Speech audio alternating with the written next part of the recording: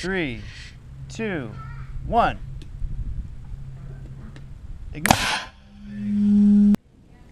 Alright, what's up? We're going to do a quick rundown of the rocket launcher, the PVC rocket launcher, and this is one of the models right here. This is the 1/2 inch pipe PVC rocket launcher.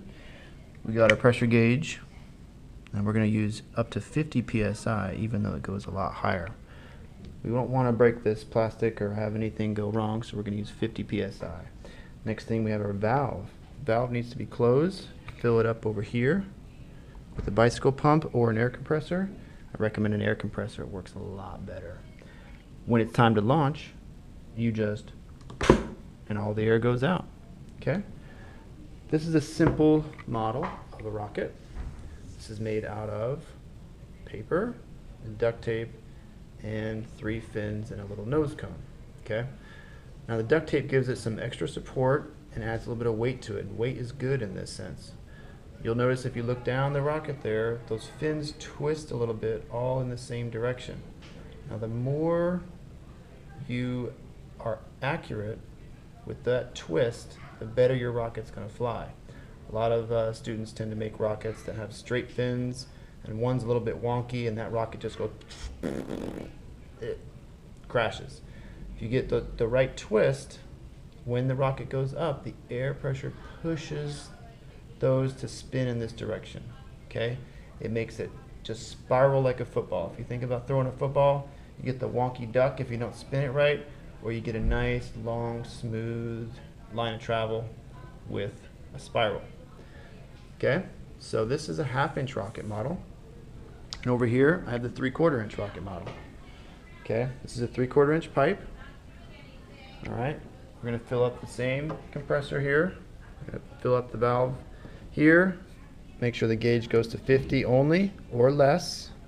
And this is the valve for this one. This particular valve, this is closed or off. And then once we hit 50 or our desired PSI, we open this one really quick in one swift motion, okay? Right? Gotta do this really fast and consistent, because in science, consistency is really important. We have to go, we want to get all the air out as fast as possible.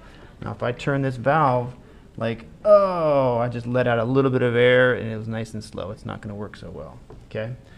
Now on here you can see I've marked the degrees. Okay, so this is 90 degrees for straight up, 70, 60, 45, and 30. Now what do you think those different degrees are going to give us if we're launching a rocket at that angle? Are we going to get distance? Probably. What if we do 45? Are we going to get a different distance or more distance?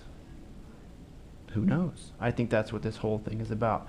We want to experiment and figure out the best rocket design to go the furthest distance. Okay? Or that's either straight up, like this. We can go up and try to shoot the clouds, and we can measure the height.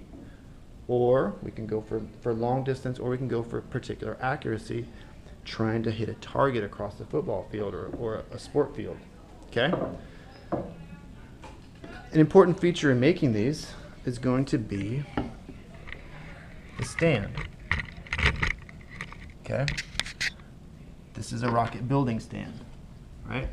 Tube comes off, so you can roll paper on it, tape it nice and tight, put it on the stand, and then finish your build. Okay?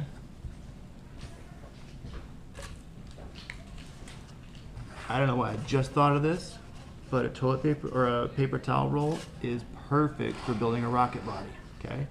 All we do is cut this thing down, put it on here, wrap it up tight, make sure it's pretty snug but not too snug. If it's really tight on there, your rocket's going to have friction as it launches. Okay? Making the nose cone is a little bit different. Do you have to have a pointed nose like this one? Maybe. Maybe not. Is it going to travel better with the pointed nose? You notice how that nose is kind of crooked? It's off to one side.